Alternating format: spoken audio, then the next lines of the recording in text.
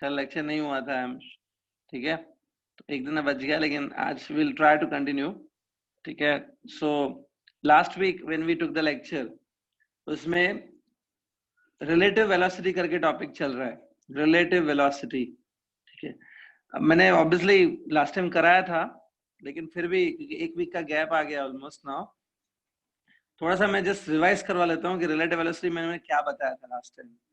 एक चीज याद रखो, जब भी आप बोलते हो कि the velocity of this body is so and so, अगर आप किसी बॉडी की वेलोसिटी बताते हो तो वेलोसिटी हमेशा इस पे डिपेंड करती है कि आप कहाँ से ऑब्जर्वेशन कर रहे हो, मतलब कौन उसको देख रहा है, उसके ऊपर डिपेंड करती है। अलग अलग लोगों के लिए जो अलग अलग जगह पे प्रेजेंट है, अलग अलग लोगों के लिए वेलोसिटी अलग अलग हो सकती है, ठीक है। वेलोसिटी अगर आप रेलवे प्लेटफॉर्म से ऑब्जर्व करोगे किसी चीज का वेलोसिटी रेलवे प्लेटफॉर्म से, तो वो अलग होगी, एंड ट्रेन के अंदर बैठ के अगर आप ऑब्जर्वेशन करोगे तो वेलोसिटी कुछ अलग आएगी। So velocity changes from person to person, that's why it is called relative velocity, ठीक है। तो यूजुअली हम लोग क्या करते हैं, जब भी हम लोग अभी आप कोई न्यूमेरिकल सॉल्व कर रहे हो सपोज, उसमें वेलोसिटी मेंशन्ड है, तो वो वेलोसिटी यूजुअली ग्राउंड के रिस्पेक्ट में होती है, विथ रिस्पेक्ट टू ग्राउंड होती है वो, मतलब अर्थ पे अगर कोई खड़ा है, ग्राउंड पे अगर कोई खड़ा है, तो उसके हिसाब से जो वेलोसिटी है वो वेलोसिटी मेंशन रहती है। लेकिन हम लोग velocity of one body with respect to other body भी फाइंड कर सकते हैं। मैंने आपको एक फॉर्मूला दी थी लास्ट टाइम, तो फॉर्मूला आपने लिखी होगी आई एम श्योर, मैं फिर से यहाँ पे लिख लेता हूँ। ये वाला फॉर्मूला दी थी मैंने, V A B bar. V A B bar क्या है? It's a velocity of A with respect to B.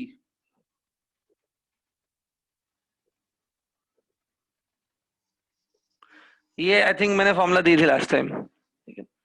इसमें एक एक टर्म क्या है मैं फिर से आज बता देता हूँ, देखिए आपने अगर नोट नहीं किया तो आप कर लेना। ये सीधा लेफ्ट हैंड साइड पे जो लिखा हुआ है V A B, it's a velocity of A with respect to B, मतलब ये ए की वेलोसिटी है but as seen by the B, B को जो वेलोसिटी दिखेगी ए की, ये वो वेलोसिटी है, ठीक है।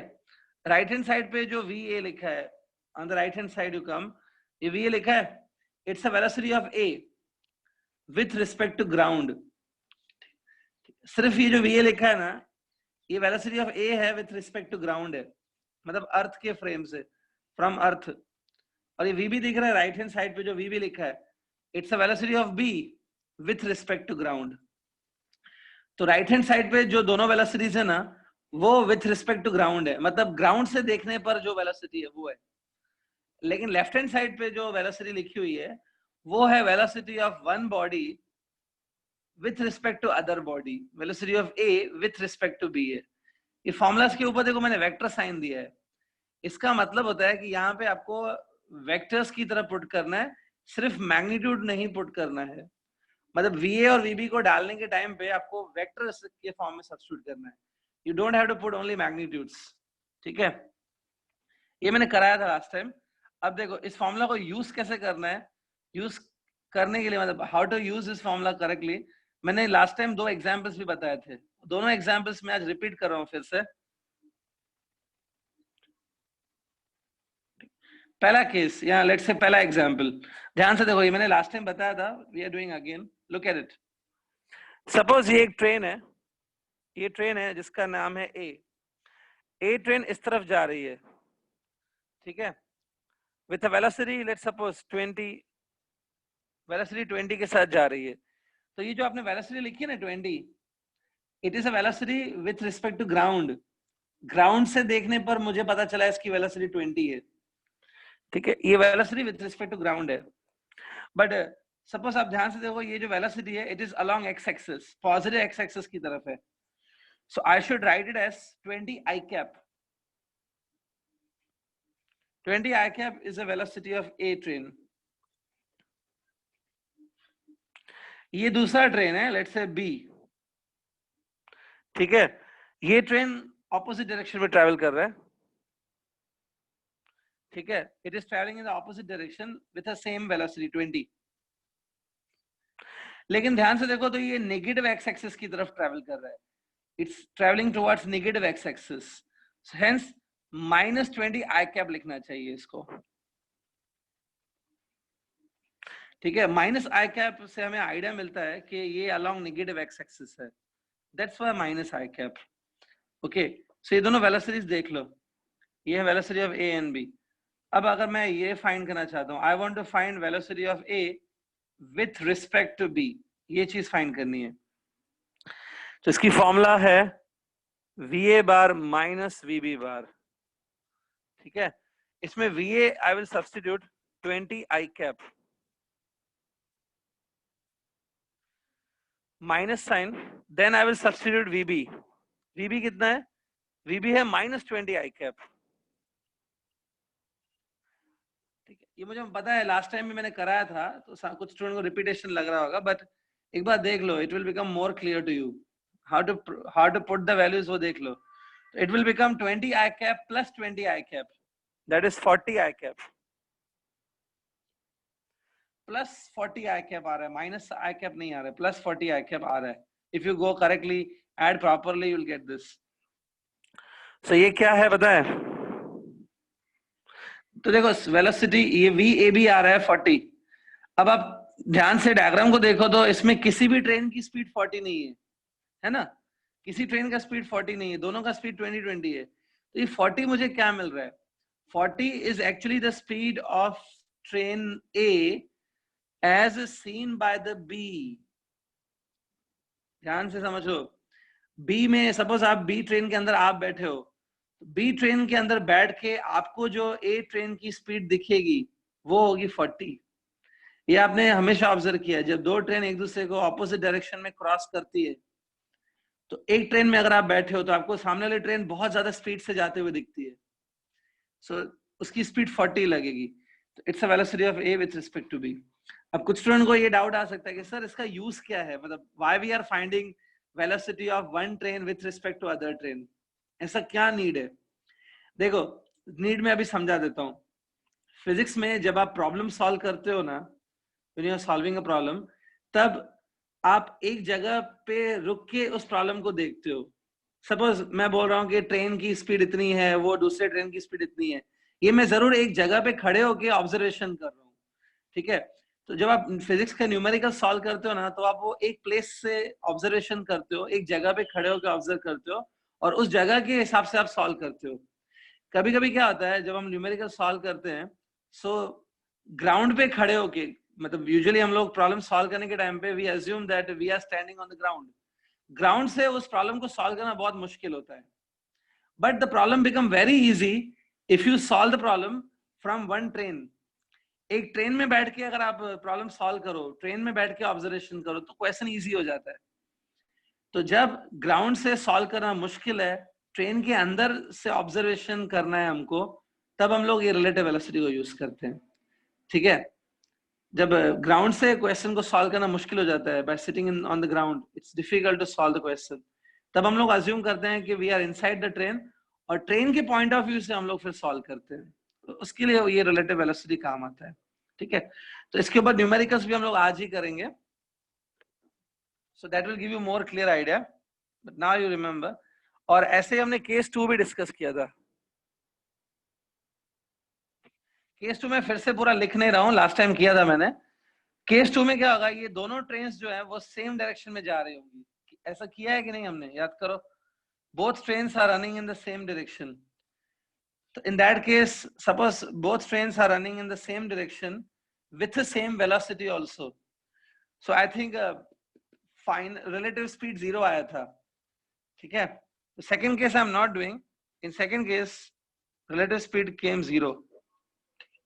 Yes, ठीक है। तो आज थोड़ा सा फिर से रिवाइज भी हो गया स्टूडेंट। अब देखो इसमें एक चीज है जो आप यहां से देख सकते हो और फिर उसको याद रख सकते हो।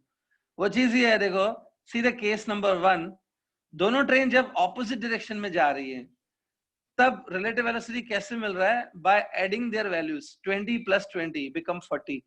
तो जब ऑपोजिट डायरेक्शन में जा रही है तो आपको ऐड करना है 20 प्लस 20। लेकिन केस 2 में क्या था? केस 2 में जब दोनों ट्रेन सेम डायरेक्शन में जा रही है, तो इनफैक्ट सब्ट्रैक्ट करना है 20 minus 20, that's why it will come 0। सो ऐसे याद कर सकते हो, रिलेटिव वेलोसिटी जब आपको निकालना हो ना, तो दोनों ट्रेन अगर ऑपोजिट डायरेक्शन में है तो इनफैक्ट ऐड करने पे रिलेटिव स्पीड आती है, दैट इज 40। अगर सेम डायरेक्शन में दो ट्रेन जा रही है, केस नंबर 2, सेम डायरेक्शन में ट्रेन जा रही है, तो सबट्रैक्ट करना चाहिए, सबट्रैक्ट करने से you will get a relative velocity. ठीक है, तो ऑपोजिट डायरेक्शन में ऐड है, सेम डायरेक्शन में सबट्रैक्ट है। ठीक है, it is for relative velocity. Clear? So I hope ये फॉर्मूला वगैरह लिख लिया आपने, and this completes relative velocity. But इसके ऊपर हम लोग एक न्यूमेरिकल करके देखेंगे so that it will be more clear to you. Okay, हाँ, write on one question students, एक क्वेश्चन लिखो। सर हाँ बोलिए, बोलो। ठीक है, कोई रिस्पांस नहीं आ रहा है, चलिए क्वेश्चन लिखो सब लोग। ऐसे लिखो, to trains of length 100 meter each, two trains of length 100 meter each are traveling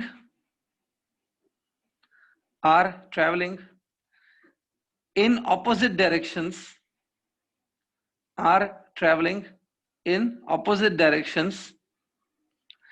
with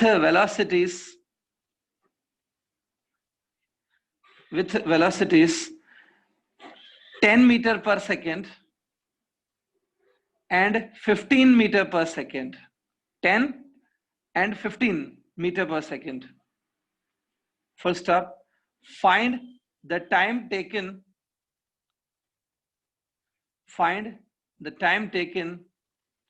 by the trains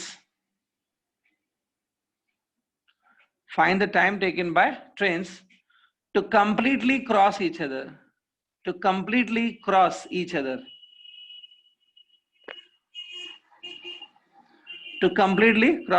और देखो स्टार्टिंग में मैंने ट्रेन्स की लेंथ दी है 100 मीटर ईच, दोनों ट्रेन्स की लेंथ 100 मीटर है। ठीक है, calculate the time taken to cross each other completely. ठीक है, तो देखो क्वेश्चन आप लोग ने लिख लिया स्टूडेंट्स। अब देखो ये क्वेश्चन में दो ट्रेन्स इन्वॉल्व है, मतलब दो बॉडीज इन्वॉल्व है और दोनों मूव कर रही है ना।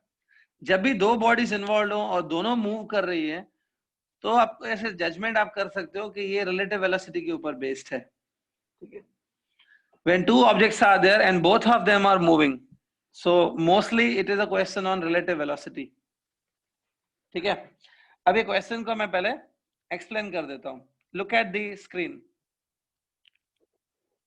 सपोज ये एक ट्रेन है, look at it, it's a train A. ठीक है, इसका टोटल जो लंबाई है वो 100 मीटर्स है। ठीक है, इसका जो फर्स्ट कंपार्टमेंट रहेगा, फर्स्ट कंपार्टमेंट को हम लोग बोलते हैं इंजन। ये देखिए यहाँ पे इंजन है। ओके, तो इंजन यहाँ पर है, मतलब डेफिनेटली ट्रेन इस तरफ जा रही है लाइक दिस। ठीक है, with a speed 10 metre per second. So ये जो 10 मीटर पर सेकेंड स्पीड है ना, it is a speed of train A with respect to ground. अगर कुछ मेंशन नहीं है मतलब ये ग्राउंड के रिस्पेक्ट में है, it's from ground it is 10 metre per second.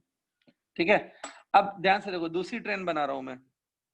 दूसरी ट्रेन पैरेलल ट्रैक के ऊपर है, it's on the parallel track. दूसरा ट्रेन है बी और दूसरी ट्रेन का जो इंजन है वो यहां पर है, देखो।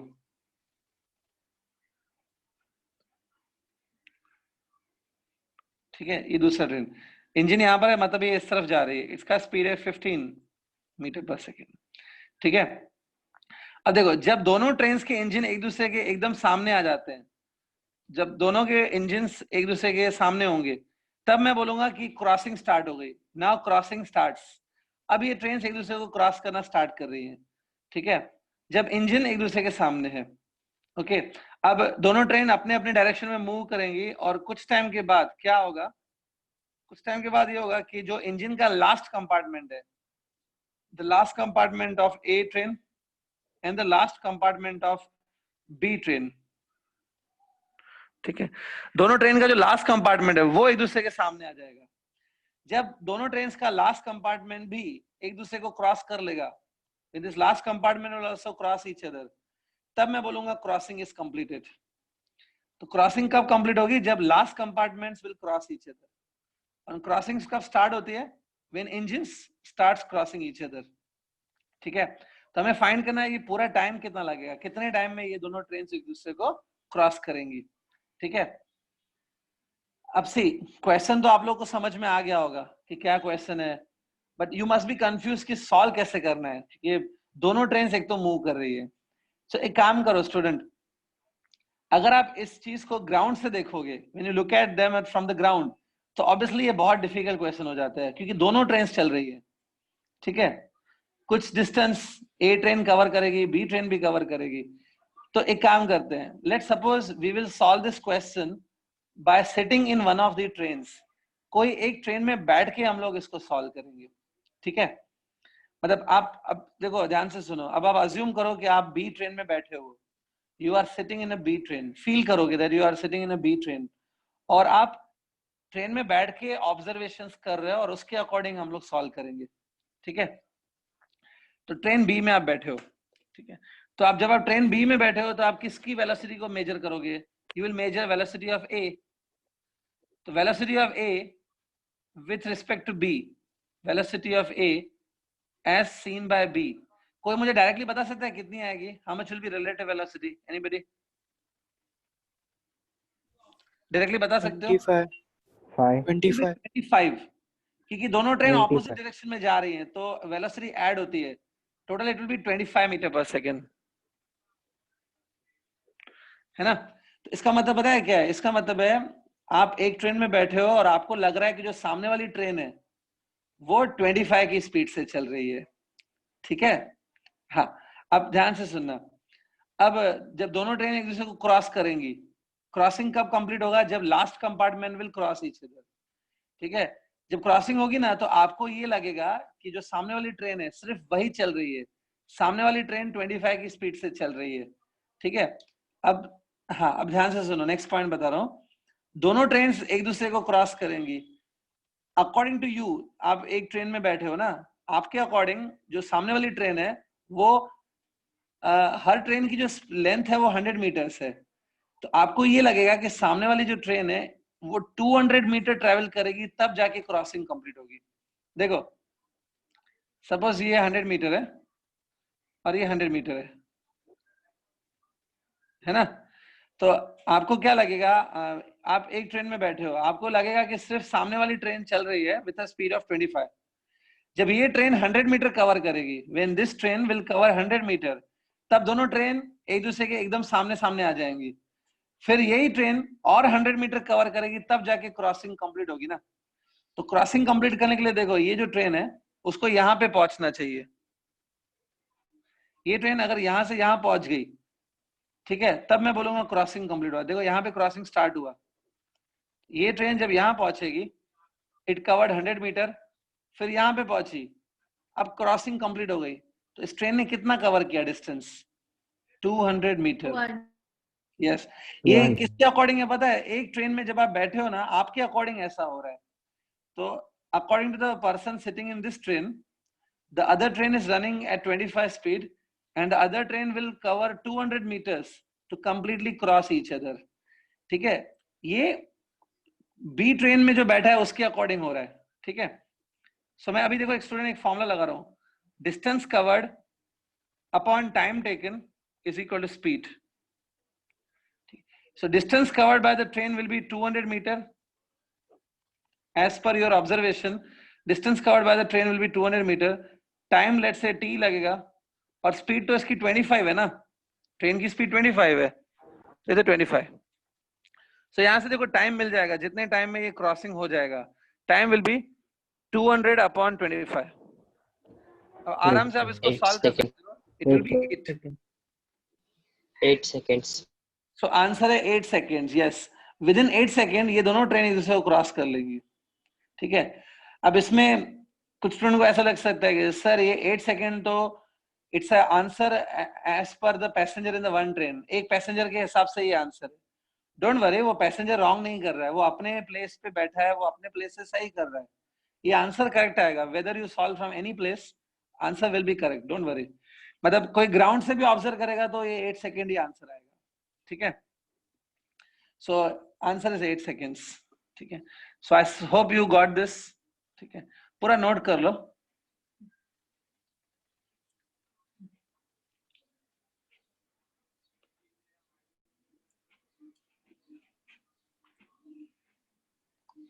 Okay,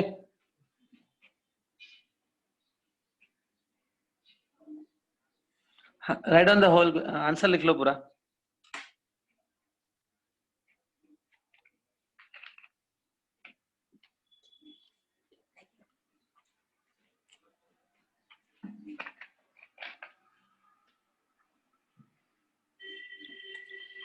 Yeah, over. Yes. Okay, so this completes your first question. चलो एक क्वेश्चन और सॉल्व कर लेते हैं, but this time I will give you the question, but आप खुद सॉल्व करोगे, okay. I will not help you in solving. Right on, इसमें लिखो, अ train is running with velocity 40 kilometer per hour. A train is running with velocity 40 kilometer per hour towards east, towards east, ठीक है, full stop. A bird, pakshi, bird, a bird is flying above the tracks. A bird is flying above the tracks with velocity 50 with velocity 5, sorry, not 50, 5. A bird is flying above the tracks with velocity 5 kilometer per hour, 5 kilometer per hour towards west,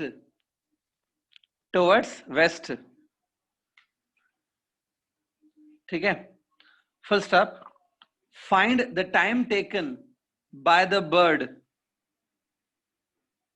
find the time taken by the bird to cross the complete train. Find the time taken by the bird to cross the complete train whose length is, to cross the complete train whose length is 900 meters.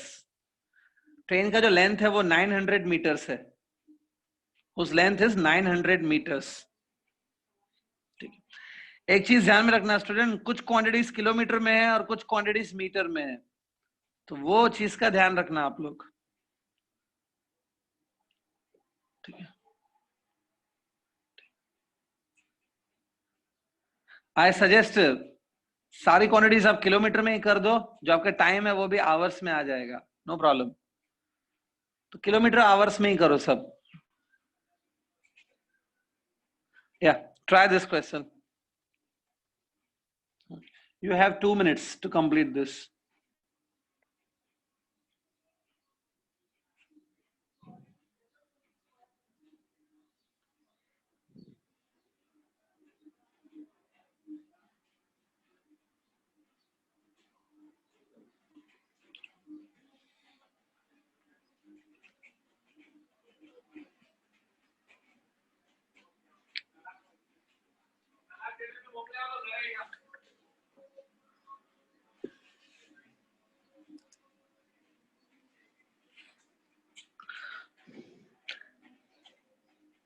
Try.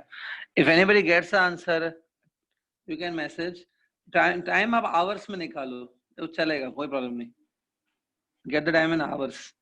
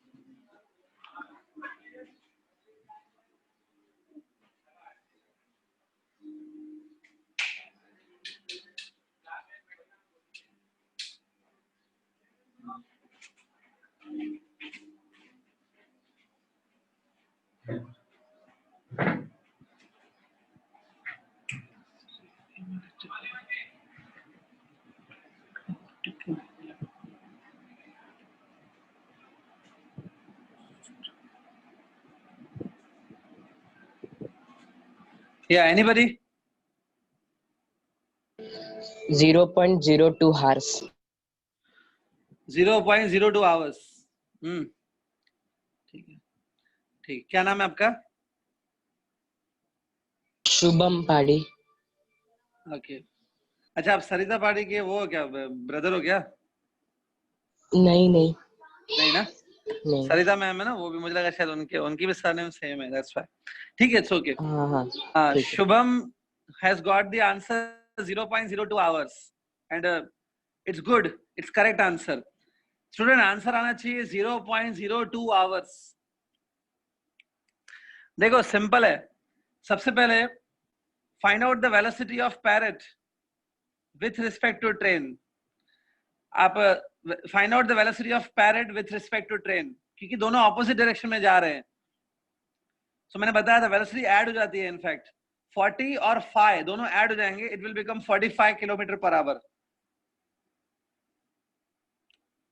ठीक है, तो क्योंकि parrot opposite, जो bird है, sorry parrot नहीं बोलना चाहिए, bird बोल सकते हैं, क्योंकि जो बर्ड है, बर्ड ट्रेन के ऑपोजिट डायरेक्शन में जा रहा है, तो अल्टीमेटली बर्ड की स्पीड 45 हो गई। Bird will cross the train with a speed of 45 as seen from the train. ठीक है, उसके बाद जैसे मैंने पहले एक फॉर्मूला बताई, distance covered upon time taken will be equal to speed. So distance parrot कितना कवर करेगा? Parrot will cover 900 metre distance. Parrot पूरा 900 मीटर कवर करेगा ना ट्रेन को क्रॉस करने के लिए। सो पैरेट का कोई लेंथ नहीं है, parrot is just like a small dot. Parrot train के एक एंड से दूसरे एंड तक जाएगा, मतलब it will cover the distance of 900 metres. 900 metres को आप किलोमीटर में कन्वर्ट करो तो it is 0.9 kilometre. So 0.9 kilometre is a distance travelled by parrot और बर्ड। 0.9 डिवाइड बाय स्पीड करो तो आपको टाइम मिलेगा, स्पीड है 45। So just solve 0.9 upon 45। सो ये इजी है, आप सॉल्व कर सकते हो। 0.9 की table on 45 you can apply. सबसे पहले तो 1/20 आएगा, 1/50 आएगा, सॉरी। सबसे पहले you'll get 1/50 when solve this. 1/50 is same as 0.02 hour. कितना टाइम लगेगा स्टूडेंट? चलो एक चीज एक्स्ट्रा बता देता हूं मैं। अगर बाय चांस आपको आंसर मिनट्स में निकालना है, you want to calculate the answer in minutes only, तो याद रखो 1 आवर इज 60 मिनट्स। 1 घंटा 60 मिनट्स का होता है। तो ये जो आवर लिखा हुआ है यहाँ पे, in place of hour you can write 60 minutes. So it will become 0.02 into 60. 0.02 into 60. ये सॉल्व करो अगर आप, so I think 1.2 मिनट्स आएगा। अगर मिनट्स में निकालना है तो it will be 1.2 मिनट्स। ठीक है, 1 मिनट से थोड़ा ज्यादा लगेगा, उतने टाइम में parrot will completely cross the train. So I hope now relative velocity is very clear. पूरा समझ गया आपको? ठीक है,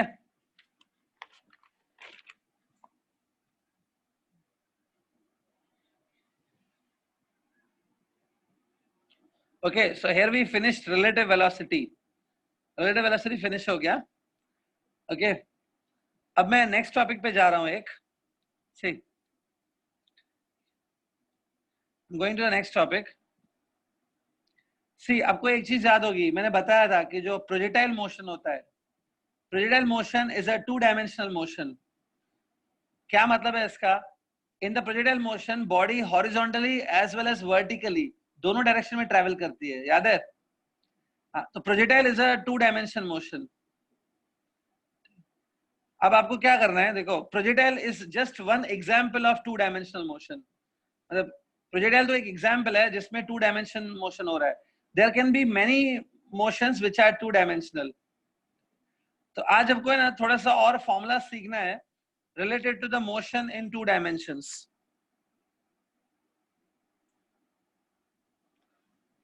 यहाँ पे हम लोग क्या करेंगे? We will learn something more about the motion in the 2 dimensions.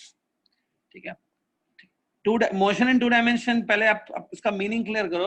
जब बॉडी हॉरिजॉन्टली और वर्टिकली दोनों डायरेक्शन में ट्रैवल करती है, या हॉरिजॉन्टल और वर्टिकल कंपल्सरी नहीं है, कोई भी 2 डायरेक्शंस में अगर वो ट्रैवल करती है, let's say body aches axis और वाई एक्सिस दोनों डायरेक्शन में ट्रैवल कर रही है, उसको बोलते हैं मोशन इन द 2 डायमेंशंस. ठीक है? आज क्या करना है? We will learn some more formulas, some more concepts related to motion in 2 dimension. Projectile motion जो हमने किया था, I hope you are done. Projectile motion पूरा किया था आपने. तो प्रोजेक्टाइल मोशन जो है, it is also an example of 2 dimension. ठीक है? तो चलिए थोड़ा आज ज्यादा इसके बारे में देखेंगे. You please put this heading, motion in 2 dimension.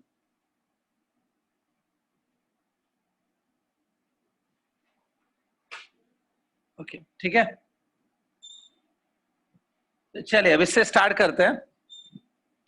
Look here, suppose this is x axis that I am drawing. ये x axis है और यहाँ पे बनाया मैंने परपेंडिकुलर डायरेक्शन में y axis.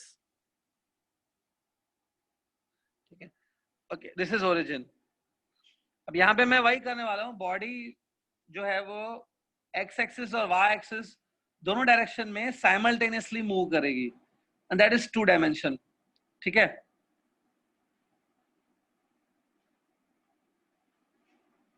अब इसमें ध्यान से देखो. Let's say the body is at A point. सपोज बॉडी ए पॉइंट पर है. Body is at A point. अच्छा student, before I go further, I want to ask you, आपने मैथमेटिक्स में डेरिवेटिव टॉपिक स्टार्ट किया है क्या? लिमिट्स एंड डेरिवेटिव्स, ऐसा कुछ स्टार्ट हुआ है मैथ्स में? No sir. No sir. Starting. Limits and derivatives no? अच्छा, फिर डू वन थिंग स्टूडेंट्स. ये जो टॉपिक मैं अभी कराने वाला हूँ, ठीक है, ठीक है, तो ये इसको थोड़ा अलग तरीके से करा देता हूँ, क्योंकि डेरिवेटिव से ये दूसरे टेक्स्ट बुक में जो दिया हुआ है डेरिवेटिव मेथड से गिवन है, but since you don't know derivative, I will go with another method. ठीक है? ध्यान से देखो. सपोज ये ए पॉइंट है. It's okay, even if you don't know derivative, it's okay, we can do. Suppose ये ए पॉइंट है.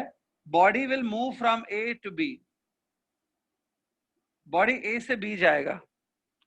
Suppose body will go this way.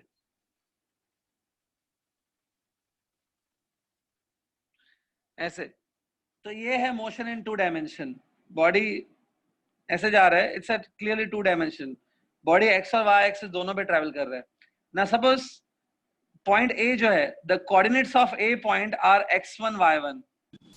x1 y1 are the coordinates of A point, और B point के coordinates हैं x2 y2. Okay? When the body is at A point, time in your watch is t1. At time t1, body is at a point, and when it reaches to b point, time in the watch is t2. तो t2 time पे body यहाँ पे पहुंचा है और t1 time पे body is here. So the time taken to go from A to B, that time will be t2 minus t1 ना? Yeah. हाँ. So ये सब देख लो एक बार. Okay. Now look here carefully. If I draw perpendicular from A on the x-axis, ऐसे मैंने अगर perpendicular गिराया A पे, A से on the x-axis, so anybody can understand this distance will be equal to x coordinate of this point. A का x coordinate क्या है? x1. This distance will be x1, right? Similarly, from B point, if I drop a perpendicular on the x-axis here, so this much will be equal to, this will be equal to x coordinate of the B point. ये कितना होगा? ये होगा x2, right? Okay. अब ध्यान से देखो. From A point, if I draw the displacement, A से B तक अगर मैं displacement draw करूं, so everybody knows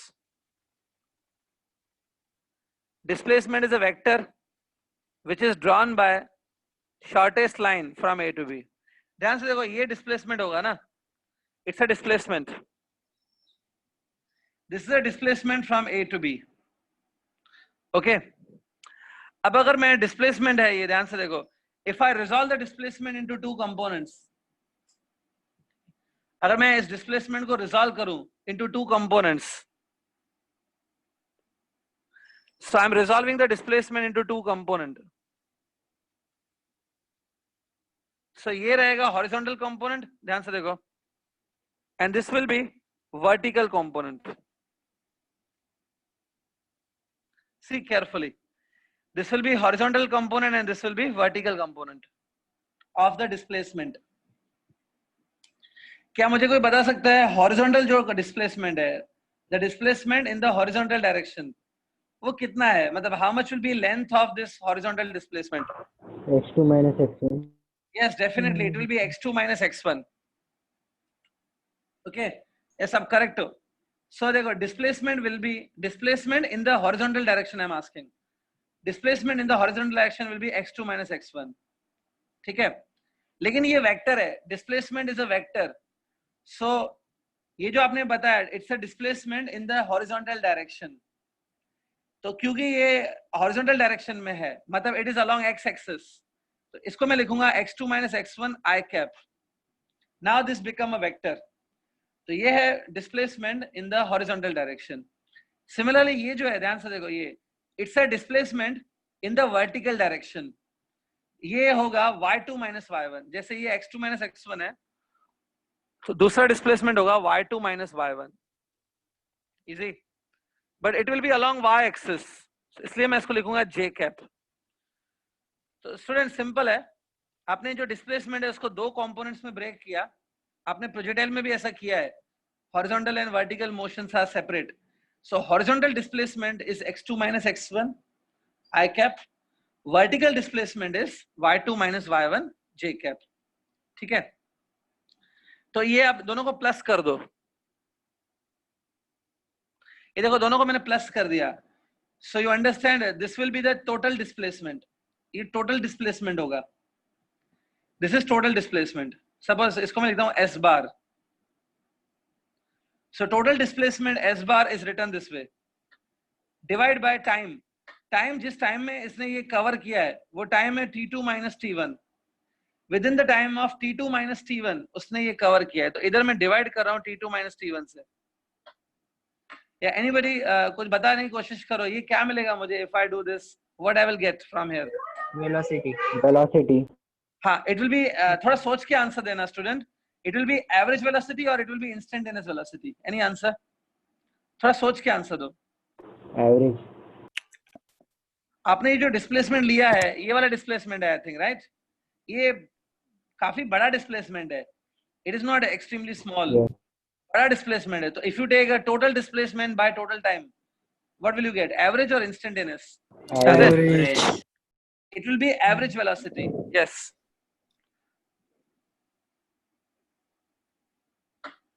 no doubt this will give you average velocity, correct है। अब देखो, ये तो बहुत सिंपल चीज है, displacement by time will give you average velocity. See the right hand side, right hand side पे ये आपको चीज समझ में आ गई थी, RHS is clear to you. अब देखो, in the denominator you are having t2 minus t1। t2 minus t1 को सेपरेट कर दो, separate this t2 minus t1, so you will get x2 minus x1 divided by t2 minus t1 I cap plus y2 minus y1 divided by t2 minus t1 j cap। Easy, ऐसे कर सकते हैं, we separate the denominator। अब थोड़ा ध्यान से देखना, see this term x2 minus x1 I cap, याद करो ये क्या है, it's a horizontal displacement। The displacement in the horizontal direction is x2 minus x1 I cap। ये है horizontal displacement by time ना? Yes। horizontal displacement by time, बराबर? तो ये क्या है पता है? It is a horizontal velocity। ये horizontal velocity है, जिसको चलो मैं लिख देता हूँ vx। हॉरिजॉन्टल वेलोसिटी है ये, मतलब it is a velocity with which the body is travelling horizontally. Body horizontally जिस स्पीड से जा रहा है, ये वो है। नो डाउट ये भी एवरेज आएगा, it will also be average only, but it's a average horizontal velocity. Same basis पे ये जो है ना second term, it's a velocity vertical direction में, because it is vertical displacement by time. Vy. V Y लिख सकते हैं, Y. सो देखिए ये चीजें हमने ना प्रोजेक्टाइल मोशन में भी की थी। एक्चुअली आपके टेक्स्ट बुक में ये जो चीजें हैं वो पहले गिवन है और प्रोजेक्टाइल मोशन बाद में डिस्कस किया है। मैंने आपको प्रोजेक्टाइल पहले करा दिया था। अगर आपको प्रोजेक्टाइल याद है, उसमें याद करो initial velocity was U bar. U bar को मैंने दो कंपोनेंट्स में रिजॉल्व किया था, U cos theta and U sine theta. Remember? Yes. U cos theta क्या था? It was a horizontal velocity. मतलब जो यू कॉस थीटा था इट वाज vx, और जो दूसरा वेलोसिटी था यू साइन थीटा था, U sine theta was a vertical velocity, तो U sine theta was vy। ठीक है, तो this is a formula to calculate the average velocity. Student इस पॉइंट का मतलब होता है कि जो ये टोटल वेलोसिटी है, total velocity is resolve into two components, vx and vy are the two components of this velocity। ठीक है, हाँ। Now if you want to find magnitude of this velocity, मतलब अगर आपको v का मैग्नीट्यूड चाहिए, magnitude of the total velocity, आपको scalar vectors याद होगा, I am sure. Yes. Magnitude of the total velocity will be given by root of vx square plus vy square. याद है, जब दो कंपोनेंट्स होते हैं, root of one component square plus other component square gives you the magnitude of the total vector. इससे आप magnitude of v निकाल सकते हो। ठीक है, this is a way you can find magnitude of the v। okay, so make this point clear।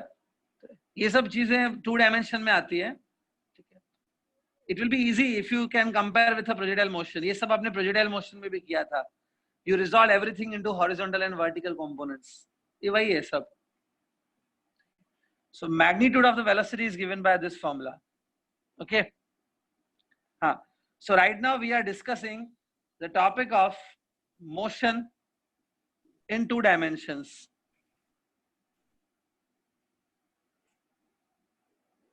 right, we are discussing motion in the two dimensions। ठीक है, इस मोशन का जो एक एग्जांपल है, the example of this type of a motion, one example is projectile motion, जो हमने पढ़ चुके हैं। Projectile motion is an example of motion in two dimension. एक और एग्जांपल है जो आपको स्टडी करना है in detail, one more example is there, वो एग्जांपल है circular motion. circular motion is also an example of projectile motion, is an example of motion in two dimension। ठीक है, circular motion जो भी है वो भी है एक example of motion in two dimension। तो आज हम लोग थोड़ा सा circular motion के बारे में भी सीखेंगे। ठीक है, circular motion भी एक बहुत important टाइप का motion है, बहुत जगह पे circular motion चलता रहता है। For example, you know that the planets revolve around the sun in the circular path। actually it is a oval path, but in the lower classes we can take circular path। आपने सुना होगा जो planets हैं वो sun के around circular path में घूमते हैं। that means planets also perform circular motion।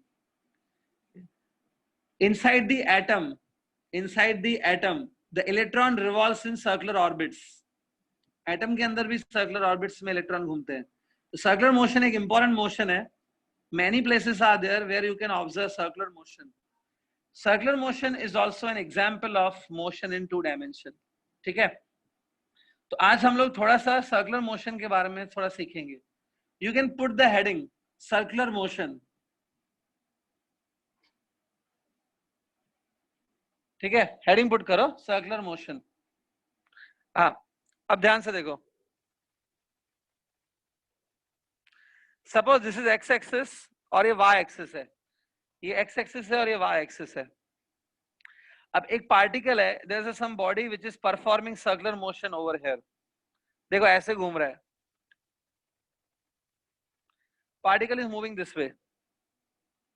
such that the center of this circle lies at the origin. origin पर ही पूरा center आ गया है सर्कल का, तो बस पार्टिकल इस सर्कल में घूम रहा है like this. देखो ऐसा होता है सर्कुलर मोशन, सिंपल है, यू नो दिस ऑलरेडी. तो इसमें आप ध्यान से देखो, particle is not moving purely on x axis. Particle सिर्फ एक्स एक्सिस की तरफ नहीं बढ़ रहा है, पार्टिकल प्योरली वाई एक्सिस की तरफ भी नहीं जा रहा है. तो जब घूम रहा है पार्टिकल, ध्यान से देखो, it is moving along x and y axis both. So this become motion in 2 dimension, right? ठीक है, पहले आपको एक सेटिस्फेक्शन होना चाहिए कि yes circular motion is also in 2 dimension. ठीक है, फील हो रहा है कैसे ये 2 डायमेंशनल है? Particle is moving in the circular path, so it's moving along x and y axis both. ठीक है, ये जो मोशन है circular motion, it's a motion in 2 dimension, but इसको हम लोग ये भी बोल सकते हैं it's a motion in plane. इसका दूसरा नाम हम लोग दे सकते हैं that it is a motion in the plane. देखिए ये जो सर्किल है, जो पार्टिकल सर्कुलर पाथ में घूम रहा है, this complete circle is lying in the x y plane. X y plane में लाई कर रहा है. यहाँ पे देखो ऐसे इमेजिन अ प्लेन, उस पूरे प्लेन में ये ट्रेवल कर रहा है. So it is can also be known as motion in a plane. ठीक है, सो दिस इज इट. अब जैसे मैंने कहा, हम लोग सर्कुलर मोशन थोड़ा सा डिटेल में भी देखेंगे. ठीक है, but before I go to circular motion, before I discuss circular motion in detail, मैं आपको सर्कुलर मोशन का डेफिनेशन लिखवा देता हूँ. Write down the definition of circular motion. हाँ, इसमें देखो, it is a motion, it is a motion of a body. Right on. It is a motion of a body along the circumference of a circle. Along the circumference of a circle of fixed radius. ठीक है, I am repeating. It is a motion of the body along the circumference of a circle of fixed radius. देखो आपने जो लिखा है आपको clear है? इसमें आपने क्या लिखा है? दैट इट्स अ मोशन जिसमें होता क्या है कि जो बॉडी रहती है, वो बॉडी एक सर्कल के सर्कमफरेंस के ऊपर घूमती है. The body keeps on moving on the circumference of a circle of fixed radius. Radius fix होना चाहिए. So this is the definition of circular motion. Okay, now before I proceed, I am giving you some examples of circular motion. Examples भी mention कर लो. एक example मैंने अभी आपको बताया, the electron revolves in the circular orbits around the nucleus in an atom. याद है ये? लिखो, the electrons revolve in circular orbits around the nucleus in an atom. ये एक एग्जाम्पल है. ठीक है, सेकेंड एग्जाम्पल लिखो, all the planets revolve around the sun. All the planets revolve around the sun in the nearly circular orbit. Nearly circular लिखो, nearly circular orbits. Student आपने सुना है ऐसा कुछ कि प्लैनेट्स जो है वो ओवल ऑर्बिट में घूमते हैं अराउंड द सन? ऐसा कुछ सुना है? Yes. Yes. Actually revolve in the oval shape orbits around the sun. ये जो चीज है ना, हम लोग आगे चल के ग्रेविटेशन करके चैप्टर है, जैसे चैप्टर कॉल्ड ग्रेविटेशन, उसमें हम लोग ये सीखेंगे कि प्लैनेट्स कैसे रिवॉल्व करते हैं. But right now you have to understand कि प्लैनेट्स ओवल शेप में घूमते हैं, but it is nearly circular. Almost उसको सर्कुलर ले सकते हैं. तो planet also perform circular motion. ठीक है, तीसरा और एक एग्जांपल दे देता हूं. Third example I am giving you. ठीक है, थर्ड एग्जांपल भी मैं दे देता हूं. ये देखो, जब हम लोग हिल स्टेशंस वगैरह पे जाते हैं, हिल स्टेशन पे आपको कर्वी रोड्स मिलते हैं, काफी सारे कर्व रोड्स होते हैं लाइक दिस, ये देखो इस टाइप के रोड्स मिलते हैं, काफी कर्व होता है रोड्स पे ऐसे। तो इमेजिन अगर इस रोड पे कोई कार चल रही है, ठीक है, आपकी जस्ट इमेजिनेशन के लिए मैं बना देता हूं,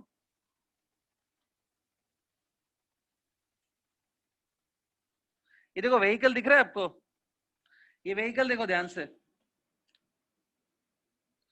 ओके मेरा ड्राइंग इतना अच्छा नहीं है बट आई थिंक ये लग रहा है, व्हीकल तो लग ही रहा है, आई एम श्योर, ठीक है।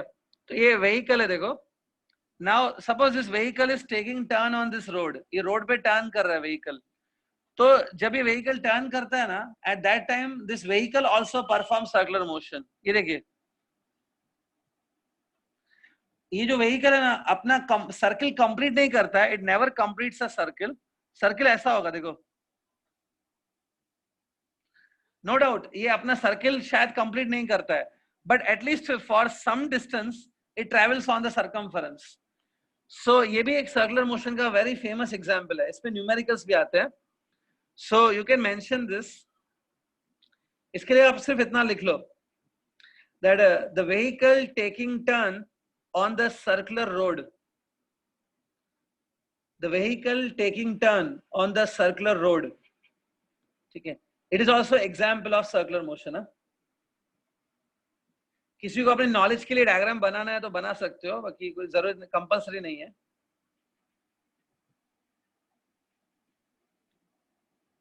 इस पे न्यूमेरिकल्स आते हैं, आपको ये एग्जांपल मालूम होना चाहिए, that's why I given you।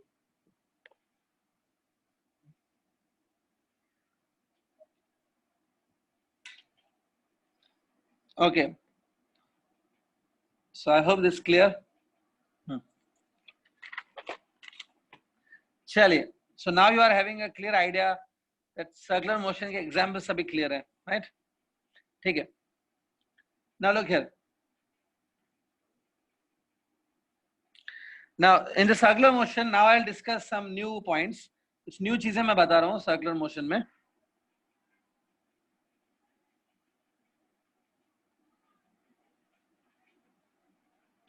See this, ये x axis है और ये y axis है, और there is a body which is moving on this circle, body है जो इस सर्किल पे घूम रही है, okay, body is moving along this circle। अब देखो सपोज हमने देखा कि एक बॉडी है जो यहां पर रीच हुई है, there is a body which has reached here, जब यहां पर बॉडी रीच होगी, so you draw one radius which passes through this body।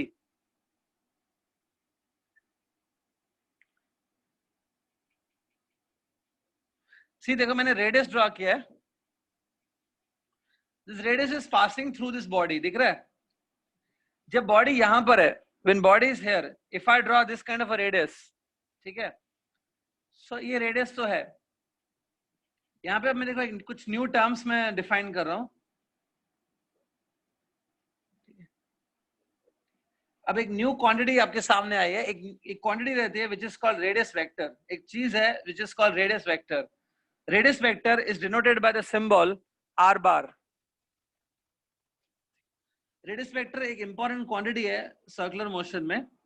Radius vector क्या होता है, अगर ये वेक्टर है so it will have a direction and also it will have a magnitude, ठीक है।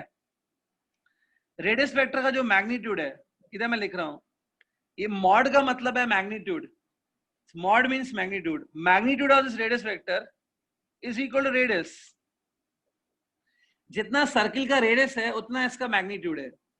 ऑब्वियसली रेडियस वेक्टर का मैग्नीट्यूड रेडियस ही होगा। Suppose this radius is 5 centimetre, so magnitude of this vector will be 5, okay, so जितना radius है वो magnitude है। बाकी इसका डायरेक्शन कैसा होता है, अगर बॉडी यहां पर है, let's say body is here, यहां पर है ना body, so the direction of radius vector will be this way, look at it, yeah, it starts from the center of the circle and it will go towards the body, ये है radius vector का direction. जब body यहां पे पहुंचेगा, suppose the body reaches here, obviously body is moving in the circular path, तो body यहाँ पे पहुंचेगा।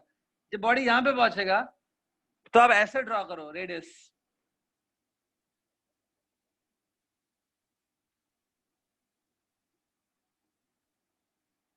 Now this is a radius vector, ये है रेडियस वेक्टर का डायरेक्शन, दिख रहा है? So how to draw direction of the radius vector? It's direction is from centre of the circle towards the position of the body. Body जहां पे खड़ा है वहां तक आपको ड्रॉ करना है। This is called radius vector. तो डायरेक्शन है from centre towards the position of the body, और इसका मैग्नीट्यूड कितना है? जितना रेडियस है उतना इसका मैग्नीट्यूड है। तो this new vector that we define, ये हमने डिफाइन किया है, इस वेक्टर को हमने इसको क्रिएट किया है। This vector is known as radius vector. ठीक है? अगर अब जिन स्टूडेंट को ये समझ गया, लगता है हाँ सर रेडियस वेक्टर क्लियर है, तो मुझे एक आंसर दो, क्या लगता है as the time passes, as the time will pass, the magnitude और direction, which thing will change? जैसे टाइम पास होगा रेडियस वेक्टर का क्या चेंज होगा? Magnitude Direction. या डायरेक्शन? Direction. दोनों चेंज Direction. होंगे, दोनों नहीं चेंज होंगे। Direction. Direction. Direction. Direction will keep on changing, right? Yes. What about magnitude? Magnitude नहीं चेंज होगा Same. No. No. Because it's magnitude is equal to radius. Radius of circle थोड़ी change होता है time के साथ, तो magnitude will not change, direction keeps on changing. Correct है student, very much correct. Clear? ठीक है। जब आप घड़ी को देखते हो, when you look at the clock, clock में जो हैंड्स होते हैं, minute hand, second hand of a clock, वो हैंड्स भी रेडियस वेक्टर की जैसे ही होते हैं। They keep on moving and changes the direction. ठीक है, चलिए, तो एक इंपॉर्टेंट वर्ड आपने समझ लिया, radius vector. Now you will understand why we are discussing radius vector. अभी रेडियस वेक्टर आगे समझ में आएगा। क्लियर? नेक्स्ट मैं चीज डिफाइन कर रहा हूं। Right now we are studying circular motion. Circular motion को समझ रहे हैं। अब सर्कुलर मोशन में एक न्यू क्वांटिटी आती है, one new thing is there, displacement. ना अब आप बोलेंगे ऐसा डिस्प्लेसमेंट में क्या न्यू है, वो तो हमको पता है डिस्प्लेसमेंट होता है। नहीं, ये एक अलग टाइप का डिस्प्लेसमेंट है। In the circular motion we are having a new type of displacement. It is called angular displacement. Angular displacement, ठीक है? In the circular motion, we are having a new type of displacement, which is called angular displacement. अब angular displacement क्या आता है वो ध्यान से देखो। Suppose body जब यहाँ पर है ना, let's say when body is here, तब आपकी watch में जो time हुआ है, that time is t1, okay? और जब body यहाँ पे reach होगा, when it reaches here, तब time हुआ है t2। तो body है ना यहाँ से यहाँ तक move हुई है। See this. तो रेडियस वेक्टर भी टर्न हुआ है ना, the radius vector also has turned in this time. The angle covered by radius vector, radius vector ने जितना एंगल कवर किया, ये एंगल देखो,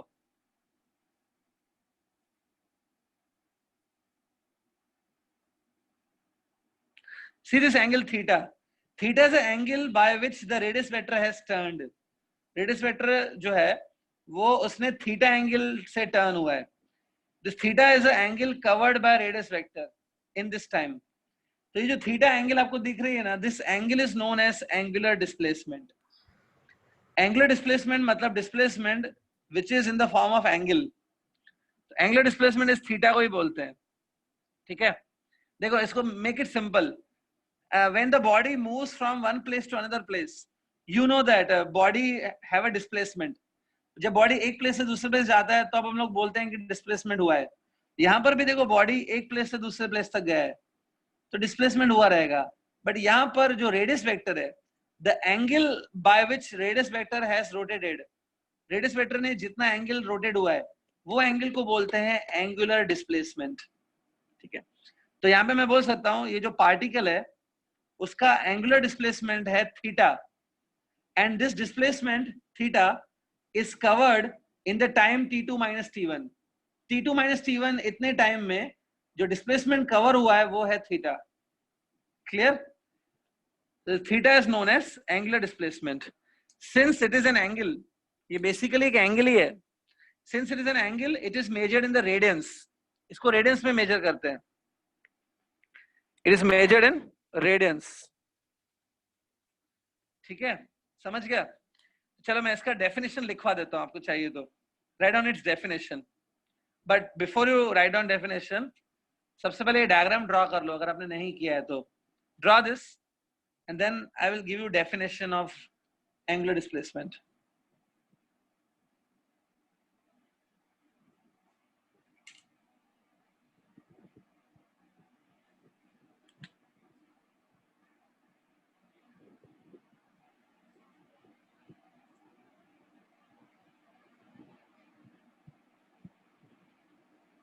हाँ, okay, so diagram complete.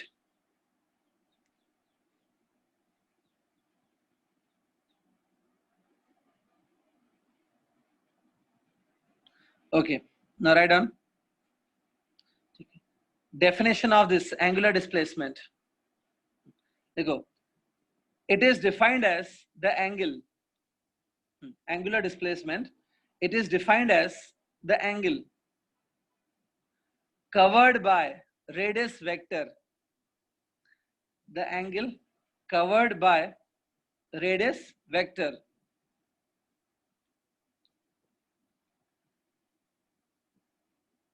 in the given time.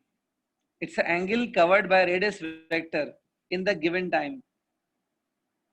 ठीक है, सिंपल डेफिनेशन है। इन द गिवन टाइम जो आपका रेडियस वेक्टर है वो जितना एंगल कवर करता है, that angle is called as angular displacement. ठीक है, so now I hope it is clear to you. ठीक है, मैं नेक्स्ट एक टर्म पे जा रहा हूँ। देखो बहुत सारे न्यू टर्म्स आएंगे अभी, लेकिन सबके सब सिंपल है। If you pay attention it will be very easy. Next thing जा रहा हूँ मैं अभी, थोड़ा मुझे आंसर देना सोच समझ के। Theta is a angle covered by the radius vector. Theta एक डिस्प्लेसमेंट है। थीटा एंगल आपको मालूम है क्या है यहाँ पर, और ये जो एंगल है it is covered in the time of t2 minus t1, है ना? It's covered in the time of t2 minus t1। सो अगर मैं ये डिवाइड कर दूं, so this is displacement by time, basically it's displacement by time ना। ये basically क्या लग रहा है? Yes. It's a displacement by time. Average velocity. Obviously it Average should be velocity. velocity, but यहाँ पर देखो डिस्प्लेसमेंट कुछ अलग टाइप का है ना। आपने कभी पहले एंगुलर डिस्प्लेसमेंट नहीं देखा था। सो ये है एंगुलर डिस्प्लेसमेंट बाय टाइम, तो इसका नाम होना चाहिए angular velocity. It will give you angular velocity. It's angular displacement by time ना, so its name must be angular velocity. अब देखो यूजुअली जो वेलोसिटी रहती है, आप उस वेलोसिटी को v से डिनोट करते हो, राइट? बट एंगुलर वेलोसिटी जो है it is only in the circular motion. Angular velocity is related to only circular motion. Angular velocity का सिंबल v नहीं रहता है, इसका सिंबल होता है ऐसा, ये देखो।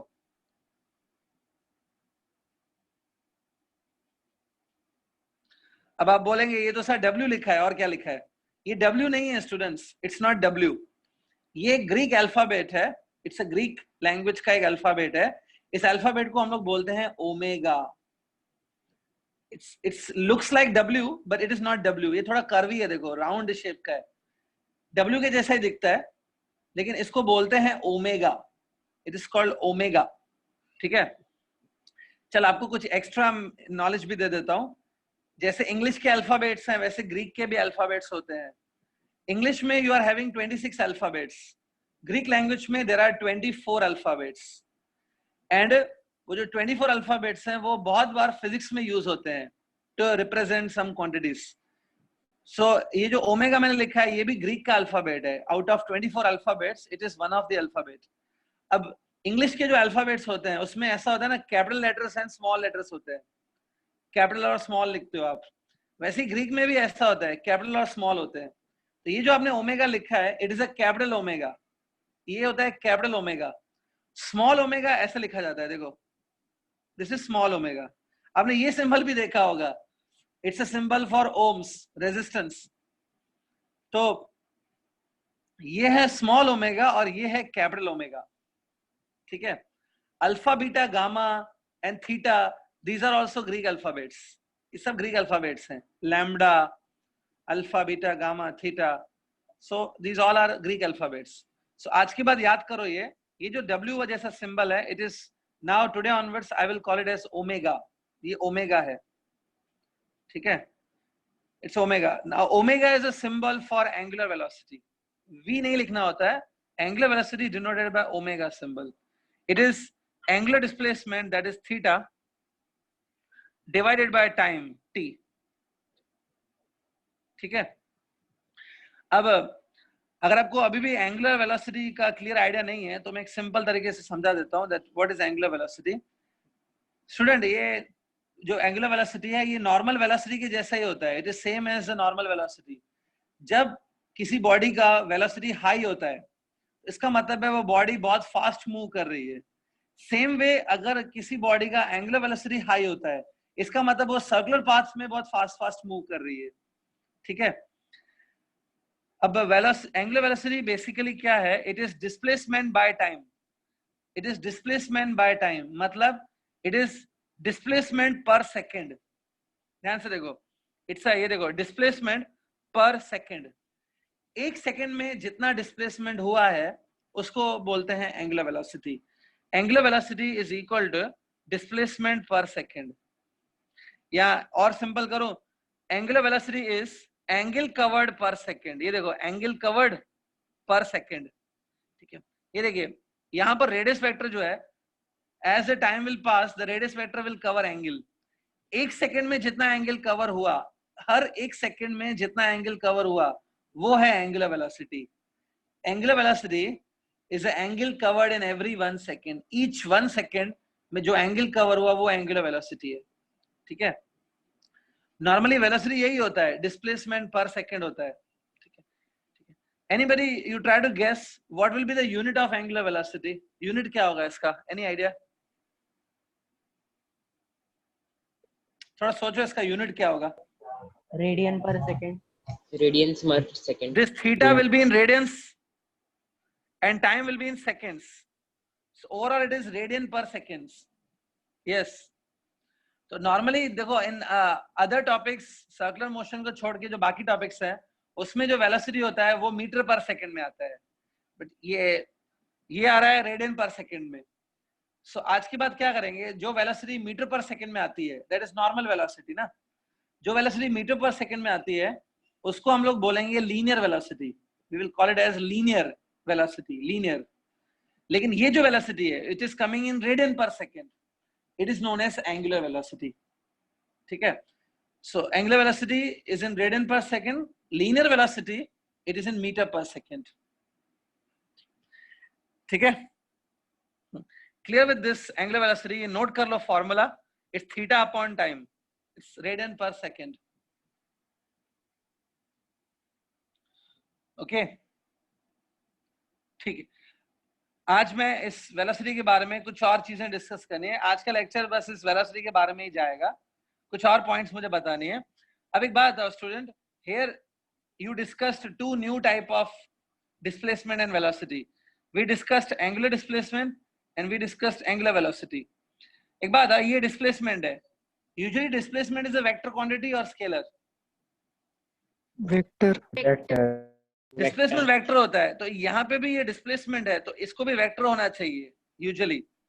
तो as if I go as पर my knowledge displacement is a vector. So ये एंगुलर डिस्प्लेसमेंट है. तो every type of displacement should be a vector. Vector ही होना चाहिए डिस्प्लेसमेंट को. तो एंगुलर डिस्प्लेसमेंट भी वेक्टर होना चाहिए. एंगुलर डिस्प्लेसमेंट क्या होता है? थीटा को बोलते हैं. See this theta. This theta angle is known as angular displacement. लेकिन प्रॉब्लम क्या है कि प्रॉब्लम ये होता है कि जो एंगल होती है, angle is usually not a vector. Angle usually vector नहीं होता है. एंगल को कोई डायरेक्शन नहीं होता है. ठीक है? लेकिन हम लोग क्या करते हैं, यहाँ पे हम लोग इस एंगल को एक डायरेक्शन अपनी तरफ से दे देंगे. We will give direction on our own. हमारी मर्जी से हम लोग इसको डायरेक्शन देंगे. ठीक है? तो वो डायरेक्शन में कैसे दे रहा हूँ वो ध्यान से देखो. जैसे हमने रेडियस वेक्टर को एक डायरेक्शन दे दिया वैसे हम लोग अब थीटा को भी एक डायरेक्शन देंगे. अब हम लोग ये बोलेंगे that direction of theta is obtained by right hand thumb rule. Right hand thumb rule से आपको थीटा का डायरेक्शन मिलेगा. लुक एट दिस, ये देखो, सी दिस एरो, इसका मतलब है the particle is moving in anti clockwise direction. जो सर्कुलर मोशन चल रहा है, it is running in the anti clockwise direction. ऐसा देखो, this is my right hand, ये मेरा राइट हैंड है, ये देखो ऐसे, it's right hand thumb rule ना। So my fingers should be in the direction of revolution, ऐसा। देन जो ये थंब है ना, थंब देखो कहां जा रहा है, ऊपर जाएगा thumb. This is the direction of theta. तो direction of theta is given by right hand thumb rule, ठीक है स्टूडेंट। ये डायरेक्शन जो है ना, हमने अपनी तरफ से दिया है। Actually the angles do not have direction, but it's a direction given by us, ठीक है। तो ये पॉइंट मेंशन करवा देता हूं मैं, लिखो इस पॉइंट को, इसमें लिखो, angular displacement is a vector quantity. Angular displacement is a vector quantity,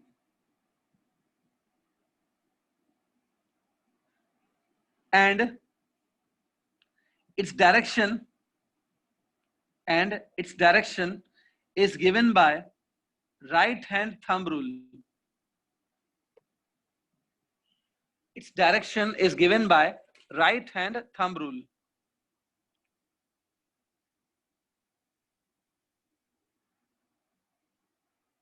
लिखा स्टूडेंट्स? Yes, sir. ठीक है, now let me check आपने कितना ये डायरेक्शन समझा है। लुक एट दिस डायग्राम, इसमें देखो ये एरोस भी गिवन है, एरोस बता रहे हैं कि पार्टिकल कैसे घूम रहा है। देख लो ये, इसमें आप लोग राइट हैंड थंब रूल लगाओ जैसे मैंने लगाया था, apply, and you tell me what will be direction of theta over here. Theta का डायरेक्शन कैसे होगा? डाउनवर्ड। Downward. नीचे। डाउनवर्ड्स? यस। यस, ये देखो ऐसा होगा। Yes sir. Right hand use करना, लेफ्ट हैंड मत यूज करना। डाउनवर्ड। डाउनवर्ड। तो आपको चाहिए तो आप ये डायग्राम भी बना लो अपने नॉलेज के लिए। This is the direction of theta.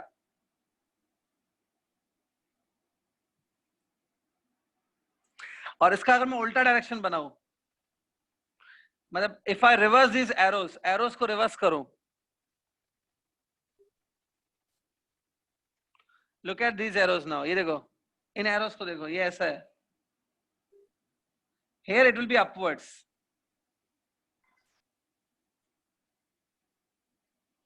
Okay. Now ये हो गया एंगुलर डिस्प्लेसमेंट का डायरेक्शन। नेक्स्ट आ रहा हूं मैं एंगुलर वेलोसिटी का direction. Usually velocity is also a vector quantity, velocity भी वेक्टर होता है। अब आप नॉर्मली सर्कुलर मोशन को छोड़ दो, normally in other topics when we go in other topics, velocity का डायरेक्शन पता है क्या होता है? वेलोसिटी का direction it is same as direction of displacement. जो डिस्प्लेसमेंट का डायरेक्शन होता है वही वेलोसिटी का डायरेक्शन मिलता है। Velocity do have a direction same as displacement, ठीक है। तो यहाँ पर भी ऐसा ही है, जो हमने डायरेक्शन डिस्प्लेसमेंट को दिया है वही डायरेक्शन वेलोसिटी को ट्रांसफर होता है। इन दिस केस ये डिस्प्लेसमेंट का डायरेक्शन है ना theta, so same will be direction of velocity also, that is omega. और यहाँ पर भी जो थीटा का डायरेक्शन है, डिस्प्लेसमेंट का direction, same is the direction of velocity, ठीक है। तो वेलोसिटी का डायरेक्शन सेम एज डिस्प्लेसमेंट का होता है। तो आप ये भी लिख सकते हो that omega, direction of omega is also given by right hand thumb rule. Direction of this omega is also given by right hand thumb rule, ठीक है। लेकिन एक्चुअली में डायरेक्शन नहीं है, these are the just given directions, ये सिर्फ given है, ठीक है। अब देखो ओमेगा जो आपने लिखा है, इसका जो डायरेक्शन आपको डायग्राम में दिख रहा है, अपवर्ड है और डाउनवर्ड है। दो डायरेक्शंस आपको दिख रहे हैं, अपवर्ड एंड डाउनवर्ड। सिर्फ दो डायरेक्शंस ही पॉसिबल है, in other directions omega can not be there, क्योंकि पार्टिकल या तो क्लॉकवाइज घूमेगा सर्कल में, या तो एंटी क्लॉकवाइज घूमेगा। अगर क्लॉकवाइज घूमेगा तो it will B downward, anti clockwise घूम रहा है तो इट इज अपवर्ड। बस दो ही डायरेक्शंस पॉसिबल हैं, अपवर्ड या downward. Omega does not have multiple directions, या तो ओमेगा अपवर्ड होता है या डाउनवर्ड होता है सर्कल के ऊपर, ठीक है। So these are the directions of two velocities, clear? हाँ हाँ, तो ओमेगा आई थिंक अभी क्लियर है आपका। अब देखो, right now we are discussing circular motion, बस आज मुझे कोई न्यू टॉपिक मैं स्टार्ट नहीं करूंगा, just I will not do anything new now, ठीक है। जस्ट एक आइडिया दे देता हूँ। सर्कुलर मोशन हम लोग डिस्कस कर रहे हैं। ऐसा कहा जाता है कि जो सर्कुलर मोशन है it is of two types. Circular motion दो टाइप का होता है, एक होता है यूसीएम, यूसीएम, और एक होता है नॉन यूसीएम।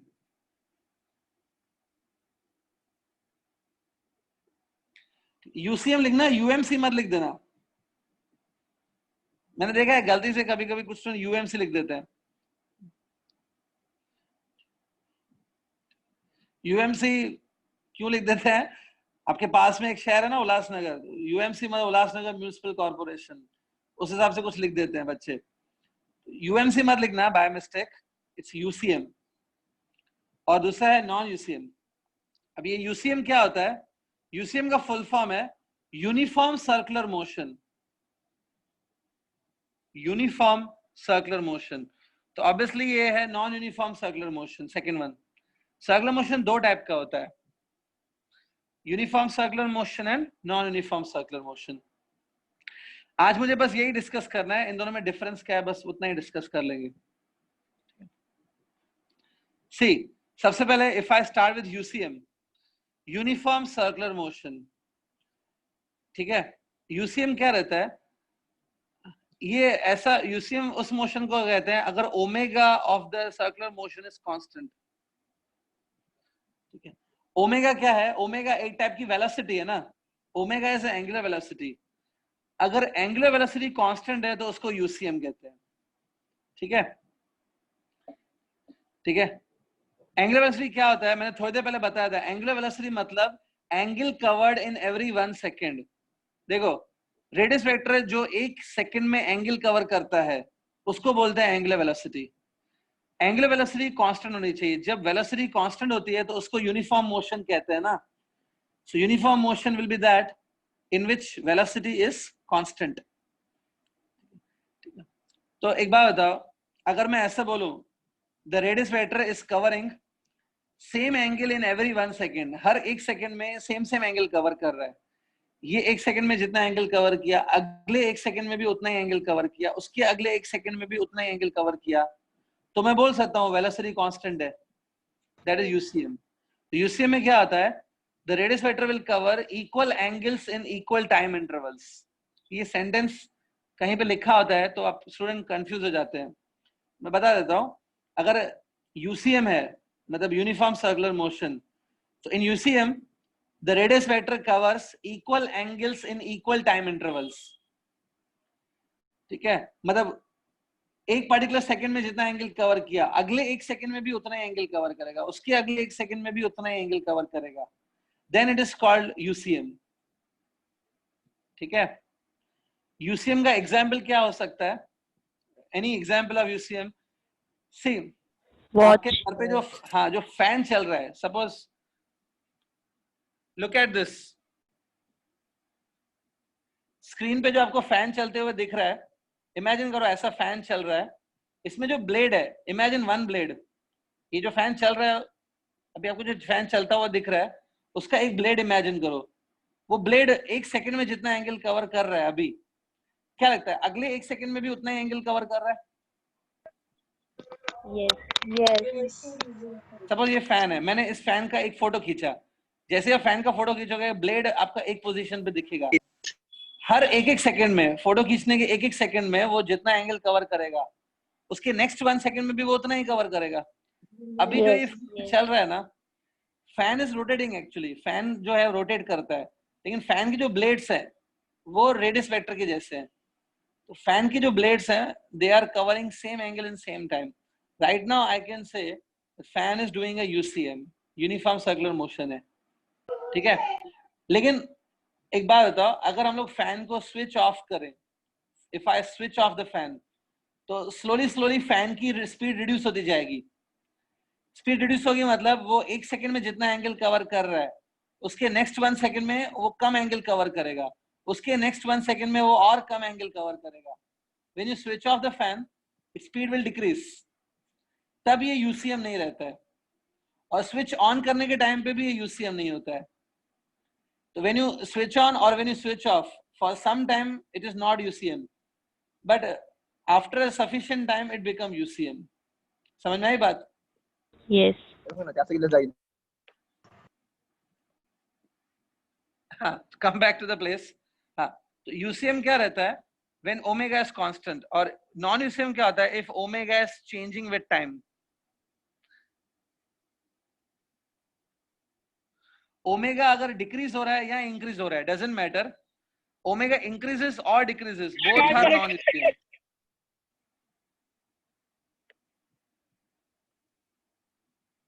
क्या बात है, हंसी मजाक लगा रखा है.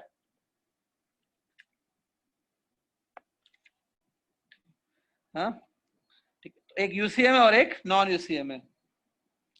ठीक है. सो यूसीएम इज दैट जिसमें ओमेगा कांस्टेंट है.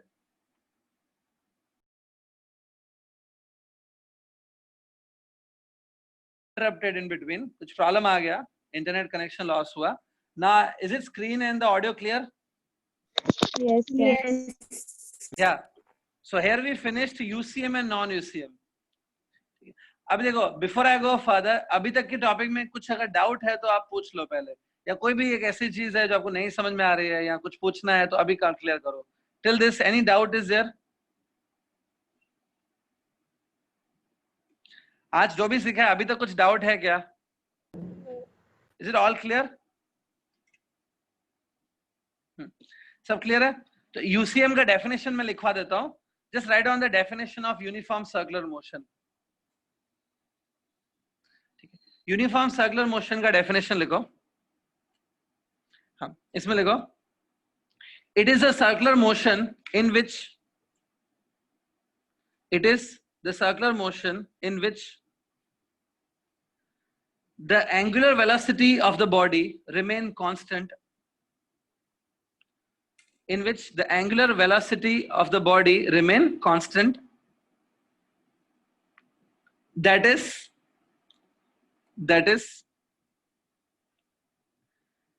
the body covers equal angles in equal time intervals.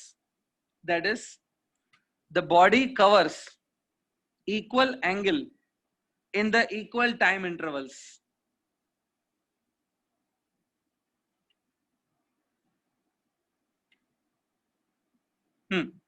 लिखा?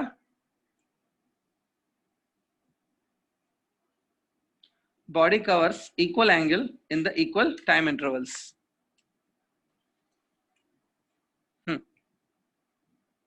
क्लियर? ठीक है. अब आप बोल रहे हैं कोई डाउट नहीं है. श्योर, कोई डाउट नहीं है? ठीक है. अब सी स्टूडेंट्स, हाँ, just last 2 minutes.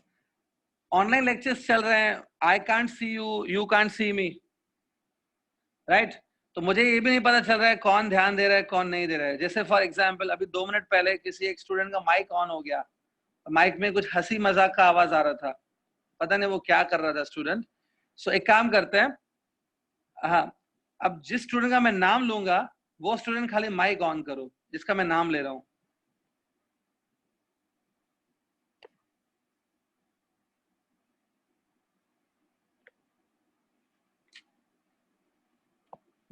Akshay Nair, एक मिनट माइक ऑन करो. अक्षय नायर.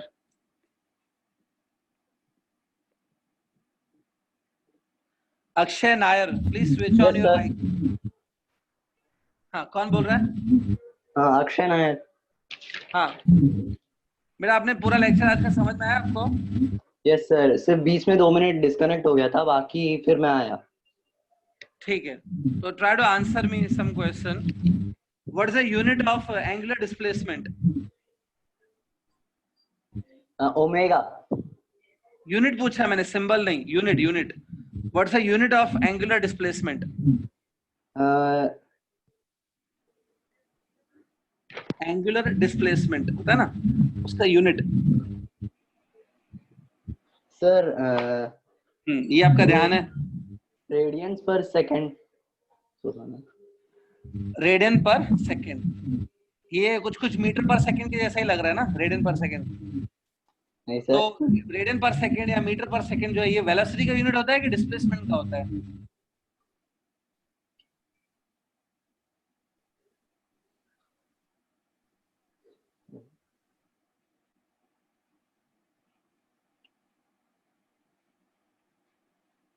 नहीं आ रहा है आपको? ठीक है, मयूर चौधरी, मयूर चौधरी अपना माइक ऑन करो बेटा। Mayur Chaudhary, Mayur Chaudhary, switch on your mic.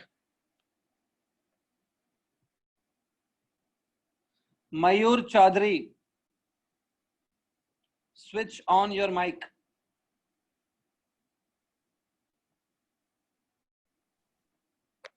Yes sir. Mayur, lecture सुना पूरा?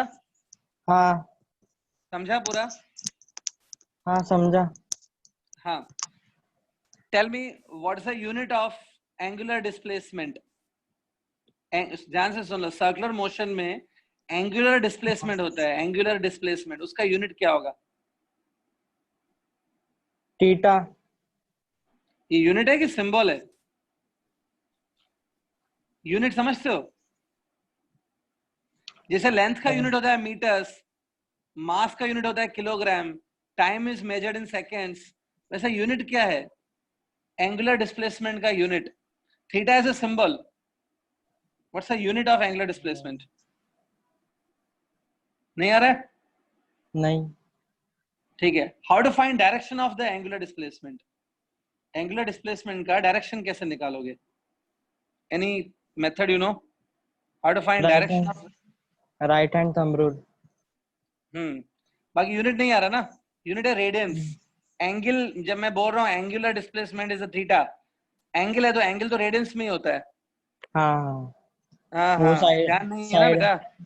साइड में लिखा था नहीं है, इसलिए ध्यान लिखा। नहीं है।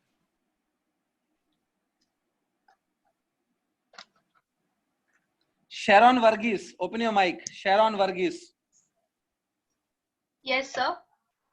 Yeah, you attended complete lecture? Yes, sir. Tell me, if the two trains are running in the same direction, two trains are running in the same direction with velocity 30 and 20, with velocity 30 and 20, how much will be relative velocity then? Sir, relative velocity will be 10. 10 means you subtracted the two velocities? Yes. Correct. Good. You tell me, what is the unit of angular velocity? Unit of angular velocity is radians per second. Yeah, that's fine. Correct. Okay, good. Keep it up. Thank you, sir. चले एक दो student और मैं check कर लेता हूं, देखते हैं किसका ध्यान है किसका नहीं है। विकास बागुल, माइक ऑन करो। विकास बागुल,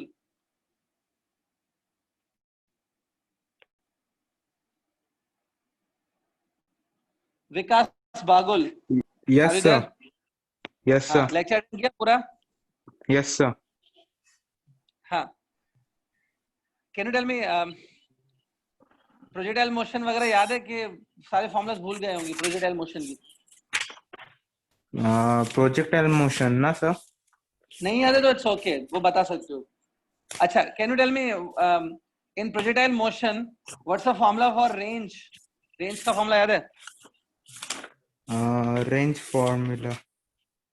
अच्छा, इतना बता दो, रेंज जो होता है कब मैक्सिमम होता है? When the range is maximum. Range को मैक्सिमम करना है तो उसके लिए क्या करना होता है? Any idea? When the range of projectile become maximum.